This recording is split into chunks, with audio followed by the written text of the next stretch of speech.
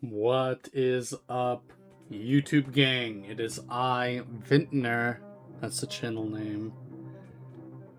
I have a new playthrough announcement, and hopefully it goes better than the last one. I'm going to be doing a new project this 2026 called VNs for YNs. Now, you might be wondering, what's a VN? What's a YN? Well, of course, VN stands for visual novels, and YN stands for young. I can't finish it, but I thought it was clever enough to make it my slogan for this project that I'm tackling this year. This will be a year-long project where I will have to play 12 visual novels over the course of each month. You know, if a game slips into February, or if I want to start a game early, you know, whatever. We'll tackle that when it comes to it. But, you know, it's January 1st. You know, it's actually January 2nd, but I feel like the reason I'm doing this is because I feel like a lot of people like RPGs, but I don't really like RPGs because I feel like the gameplay, or rather the story, takes away from the gameplay, and vice versa, that the gameplay will take away from the story. But in a visual novel, the story is the gameplay. And I feel like I'm more I like that sort of style of game better. So, and I feel like visual novels aren't really that mainstream. So I'm hoping I can, you know, show people what a fun experience visual novels can be.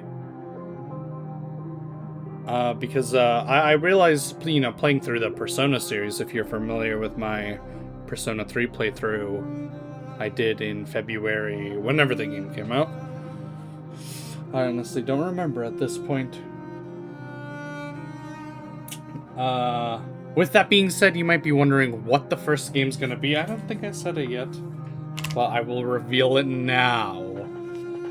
It might not be your standard visual novel, but I did want to tackle this game right away because I feel like it's the perfect game that encapsulates a good story told through a game. Yeah, told through a game. So it's not like a movie, but it's still a game. And although it's not your standard visual novel, I feel like it's a visual novel that it's something visual novel fans can be like, yeah, that's a visual novel. But it's something mainstream people can be like, oh yeah, you know, that was a good story game. Or whatever, you can call it an RPG, what have you. With that being said, the first game I'll be tackling this year is going to be Detroit Become Human. A bit of an oldie, but I do think it's a visual novel, and that's why it's going to be the first game on this list. I'll be cycling between games that I deem like are more standard and games that are not standard each month. So in February, if you're not into, like, you know, if you're a true elitist, you know, we'll tackle some of the more, you know, anime style visual novels going into February.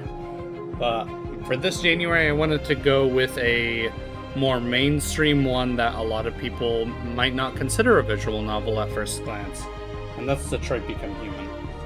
Although the game came out a while ago, I was pretty immersed in it when it came out.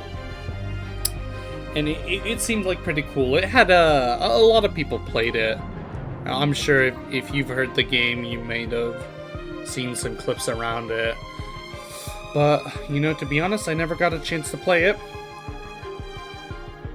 I got the game on my radar after watching Naoki Urasawa's Pluto, which got a Netflix adaptation a few years ago. I believe like 2 years now.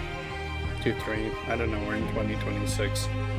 So it throws off my calendar. But that was an amazing series. And, you know, it kind of reminded me of the story of Detroit Become Human when I was recommending it to people. So that's kind of why it got put on my radar. I'm like, I should play it because I really like Pluto. But I'm hoping with my, my previous playthroughs or anything you know about me, maybe you'll enjoy what has to come this year, including the upcoming playthrough of Detroit Become Human, where I'll live stream it, and I'll do like big segments like I did my Persona series. Thank you all for tuning in.